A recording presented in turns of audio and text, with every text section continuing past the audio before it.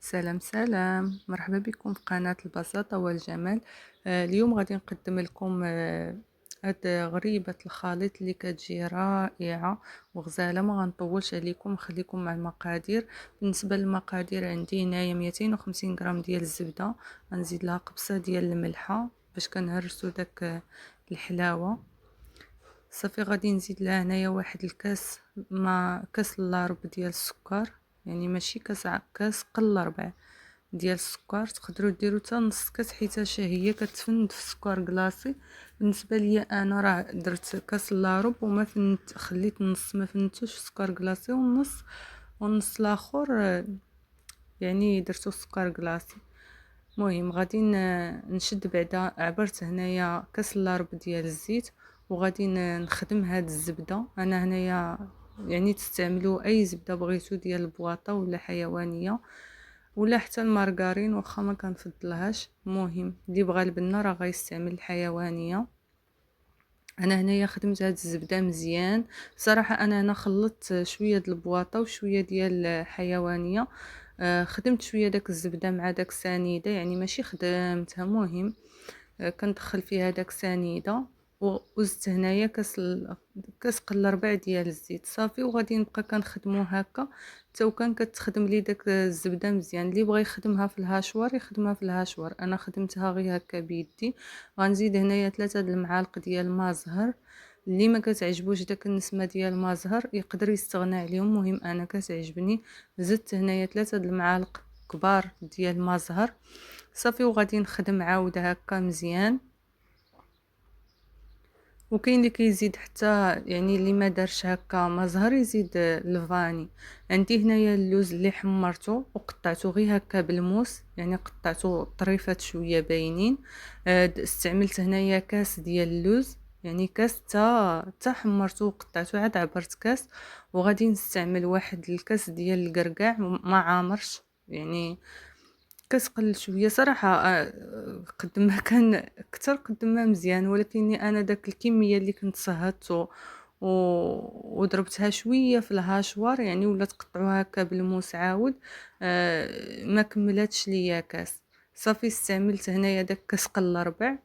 وعندي وغنزيد الجنجلان، يعني الجنجلان عندي هنايا مغسول ومحمر، يعني غسلته ونقيته وحمرته صافي. وغنزيد هنايا داك الكاس ديال الجنجلان. واللي كيعجبها الزبيب وتزيد الزبيب. صراحه انا لا، انا لا ولدي لا، ماشي من عشاق الزبيب، يعني ما ضفتوش صافي. اكتفيت بهذا الشيء صافي. غادي نخلط هاد المكونات مزيان، وغادي نبدا كنزيد في الدقيق بعد ما غنخدمها مزيان. هنايا حتى داك المكسرات كيعاونوا ليا داك الزبده انها كتزيد كتضعق. مهم تقدروا كما قلت لكم اللي ما بغاتش تخدمها بيديها تستعمل لها شوار صافي. غادي نبدا كنزيد هكا الدقيق الابيض الخاص بالحلويات. الكميه ديال الدقيق ما نقدرش نحدد لكم حيتاش كل وحده والدقيق ديالها. يقدر نعطيكم انا مقدار ويكون الدقيق كيشرب يعني تجيكم الاخر قاصحه. مهم زدت هنايا واحد الكيس ديال الخماره، الخماره ديال الحلويات اولا بيكين باودر. صافي غادي نجمع هكا، كنجمعوا الخليط.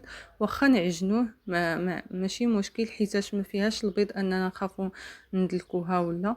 صافي كنجمع هكا عادي. القوام ديالها ما كيكونش قاصح وما نخليوهاش عاوتاني جاريه.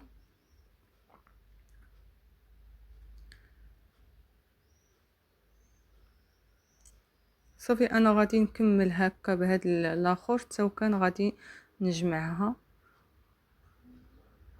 نبقى كنزيد الدقيق تيبان ليا صافي، يعني راه تنجمعها صافي. هنايا بعد ما جمعتها بحال هكا هانتوما كتشوفوا القوام ديالها، يعني ماشي قاصحه وماشي خليتها جاريه، راه شاده راسها وصافي.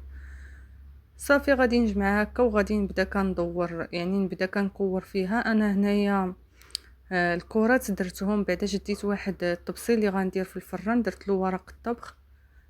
صافي ورق الطهي صافي وغادي نبدا كنكور. هنايا كرات درت فيهم 22 غرام، يعني درتهم كبارين شويه. صافي بعد ما كورتهم غادي نرشمهم بهذا المرشم هذا اللي غادي نبقى نديرو في الدقيق، وغادي نرشمو. وبالنسبه للطياب كندخلها للفران اللي هو سخون، وندير لها عافيه مهيله باش كيطيب.